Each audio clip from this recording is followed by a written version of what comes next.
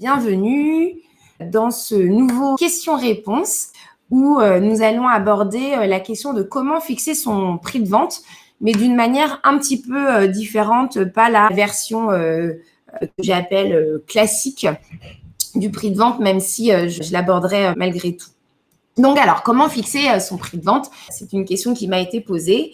Elle est vraiment intéressante parce que, donc, comme je le disais, il y a plusieurs paramètres à prendre en compte. Et puis, c'est une question à laquelle un entrepreneur, tôt ou tard, est mené à se poser la question sur comment fixer un prix juste qui reflète la qualité de son travail, de son produit et qui soit compétitif tout en maximisant ses marges. Donc, il y a 3 grandes méthodes pour établir votre prix de vente. Donc, la première, c'est le coût de revient, plus un pourcentage de marge. La seconde, ça va être le montant que le client est disposé à payer. Cette méthode, en fait, elle est souvent pratiquée dans le prêt-à-porter, où là, en boutique, le prix de vente, il exprime le coût de revient cible que vous souhaitez atteindre. Et la troisième méthode, ça va être les tarifs de la concurrence. Vous regardez ce que fait la concurrence et à partir de là, vous vous placez plus ou moins. Mais au-delà de ça, moi, ce que je voulais mettre en lumière, en fait, en éclairage aujourd'hui, c'est un autre point.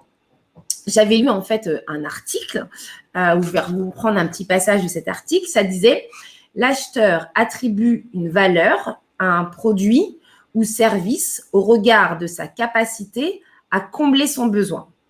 Plus cette valeur rapportée au coût payé est élevée, plus l'acheteur est susceptible de passer à l'acte d'achat. » Je trouve que c'est tout à fait ça. Ça résume vraiment ce que c'est. Et ça revient un peu, ça fait le lien avec le point que j'avais fait, le question-réponse de la semaine dernière sur créer le besoin. Parce que plus votre produit répondra aux besoins de votre client, plus il achètera votre produit. Ce qui se passe ces dernières années dans l'industrie du luxe en est un parfait exemple. Je m'explique. Les produits de luxe ont un prix certain. Le marché ne cesse pourtant de croître. Que se passe-t-il? Les personnes qui achètent ces produits sont à la recherche de produits de qualité, sophistiqués. Ils ne veulent pas avoir les mêmes produits que tout le monde. Ils veulent se distinguer, par exemple.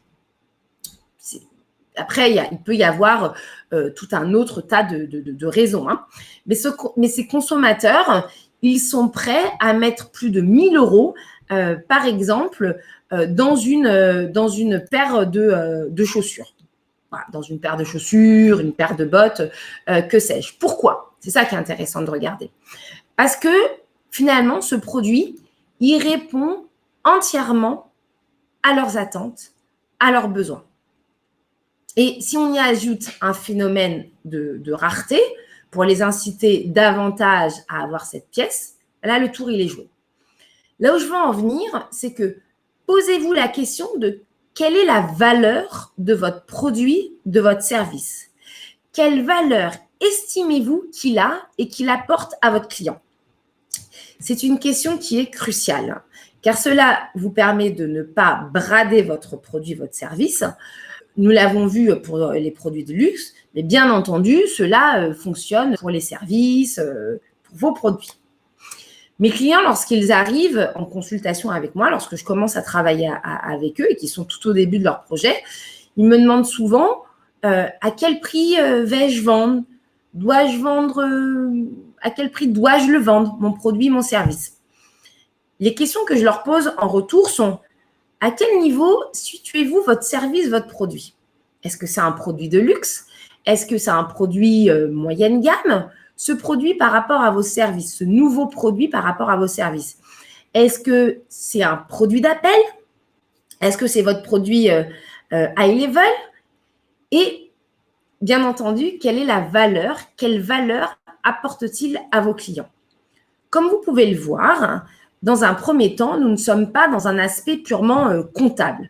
Il apparaîtra bien après pour veiller à ce que vous génériez des revenus. Mais dans la première étape, c'est de qualifier la valeur de votre produit et de voir ce qu'il apporte réellement à votre client. Ma petite casquette gestion de risque, je vais vous préciser quand même ce point-là, qu'il faut garder en tête qu'un produit, un service pas cher est associé à un produit, un service de faible qualité. En général, on voit quelque chose, ah bah tiens, ça vaut tant. Voilà, ça ne doit pas être de bonne qualité. Donc ça, c'est important de le garder aussi à l'esprit. À ce moment-là, quand on fait ça, c'est qu'on va plutôt dans une stratégie de volume, on va en vendre beaucoup. C'est la stratégie qui va avec. Et dans l'autre sens, lorsque votre produit est dit c'est un prix élevé, gardez en tête qu'il faudra d'autant plus montrer la valeur de votre service. Mais surtout, gardez à l'esprit que vous ne vendez pas un prix, mais une qualité de service, une qualité de produit. Pour reprendre mon exemple de l'industrie du luxe, les prix, ils ne sont pas affichés en magasin. Parce que vous achetez quelque chose qui vous fait plaisir, qui répond à votre besoin. Donc, je vais vous inviter à faire la même chose pour vos produits, pour vos services. Voilà. Mais écoutez, je vous dis à la semaine prochaine. Je vous souhaite une belle journée, une belle soirée en fonction de là où vous êtes. Et je vous dis à très bientôt. Au revoir.